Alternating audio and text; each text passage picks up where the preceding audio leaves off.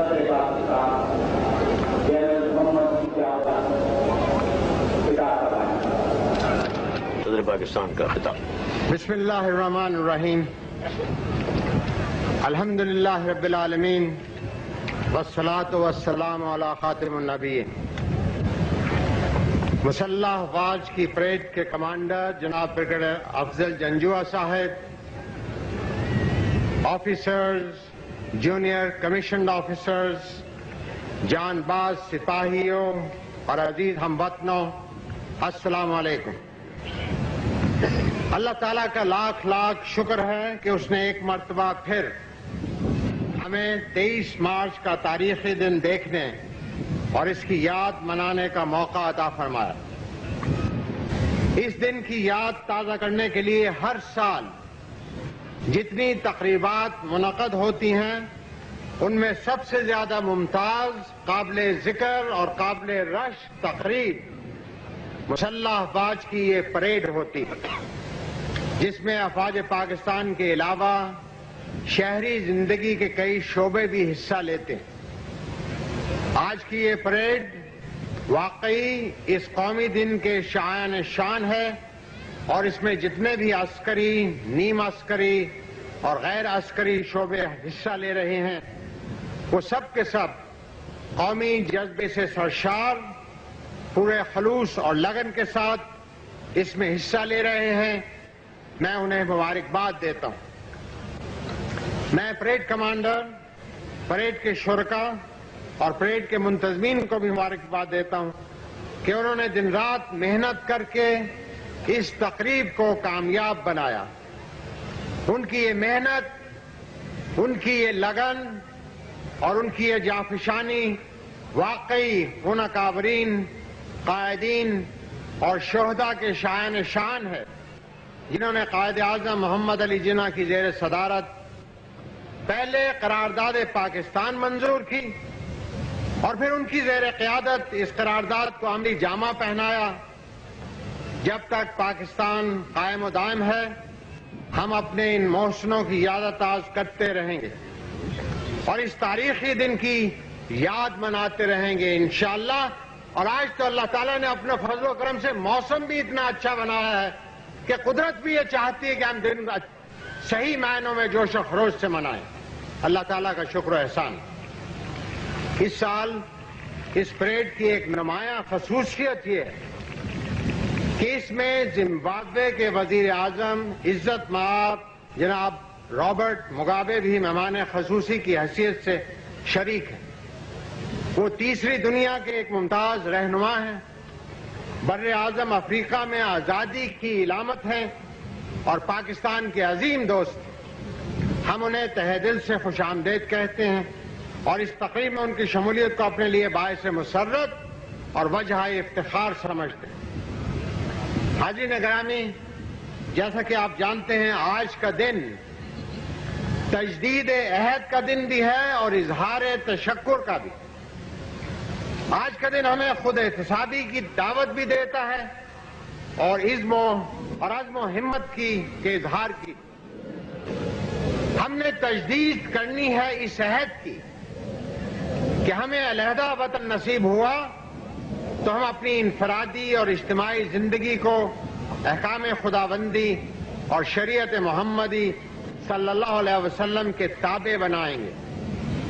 ہم نے اظہار تشکر کرنا ہے اس بات کا کہ اللہ تعالیٰ نے اس عظیم مقصد کے لیے ہمیں ایک الگ وطن عطا فرمایا۔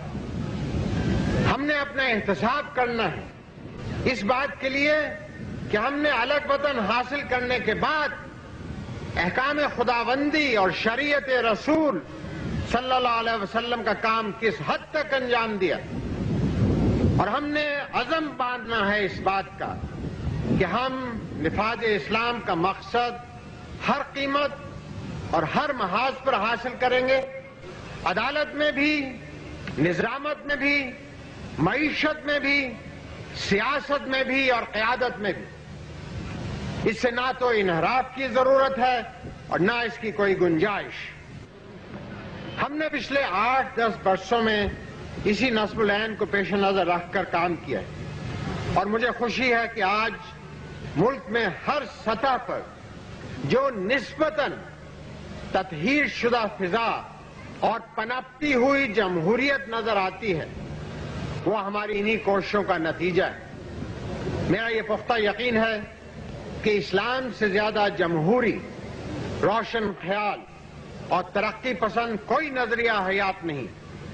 اسلام اور جمہوریت میں کوئی تضاد نہیں، ضرورت صرف اس امر کی ہے کہ ہم جمہوریت کو نصب العین ٹھہرا کر ضمنی طور پر اسلام کو اپنانے کی بجائے نفاذ اسلام کو اپنا مطمع نظر بنا کر نظام حکومت اور نظام سیاست ہر شعبہ زندگی کو اسلامی سانچے میں ڈالنے کی کوشش کریں۔ اس طرح نہ صرف ہماری ترجیحات درست ہو جائیں گی بلکہ ہماری حقیر کوششوں میں اللہ تعالیٰ کی عظیم برکات بھی شامل ہوں گی اور ہم ہر میدان میں کامیاب رہیں گے انشاءاللہ۔ دوسری اہم بات جو میں آپ کو اور اہل وطن کو یاد دلانا چاہتا ہوں یہ ہے کہ 23 مارچ قومی یکجہتی کا دن ہے، یہ باہمی اتحاد کا دن ہے، یہ مل کر عہد و پیمان باندھنے اور قدم ملا کر چلنے کا دن ہے۔ لہذا آئیے اس دن کی اہمیت کو پہچانیں، نعمت آزادی کے لیے شکر ایزدی ادا کریں اور یہ عزم باندھیں کہ ہم سول میں ہوں یا فوج میں، صنعت میں ہوں یا زراعت میں، سیاست میں ہوں یا ثقافت میں، ہم صرف پاکستان کی سربلندی، اس کے تحفظ آزادی اور اس کے عظیم الشان مستقبل کے لیے کام کریں گے، کیونکہ پاکستان ہے تو سب کچھ ہے، پاکستان ہے تو ہماری عزت ہے، پاکستان ہے تو ہماری شناخت ہے اور پاکستان ہے تو ہماری عظمت ہے۔ اللہ تعالیٰ اسے قائم و دائم رکھے، آمین۔ جن لوگوں نے پاکستان کو قائم و دائم رکھنے میں مختلف محاذوں پر گراں قدر خدمات انجام دی ہیں وہ سب کے سب ہمارے دلی شکریہ کے مستحق ہیں۔ ان میں وہ بھی شامل ہیں جنہوں نے اپنی سیاسی بصیرت سے اسے پروان چڑھایا، ان میں وہ بھی شامل ہیں جنہوں نے اپنے اعلیٰ کردار سے اسے مضبوط بنیادوں پر کھڑا کیا، اور ان میں وہ بھی شامل ہیں جنہوں نے اس کے تپتے ہوئے صحراؤں میں اس کی پاسبانی کی، سرد راتوں میں اس کی سرحدوں پر پہرا دیا، اس کو درپیش بحرانوں میں سر دھڑ کی بازی لگائی اور اس کی نموز کی خاطر اپنی جانیں قربان کی۔ آئیے ان کی یاد تازہ کریں، ان کی عظمت کو سلام کریں اور یہ عہد کریں کہ ہم ان کی اور بانی پاکستان قائد اعظم رحمت اللہ علیہ کی اس میراث پر آنچ نہیں آنے دیں گے، کبھی نہیں، ہرگز نہیں، انشاءاللہ۔ اللہ تعالی ہمارا سب کا حامی و ناصر ہو۔ پاکستان پائندہ باد، افواج پاکستان زندہ باد۔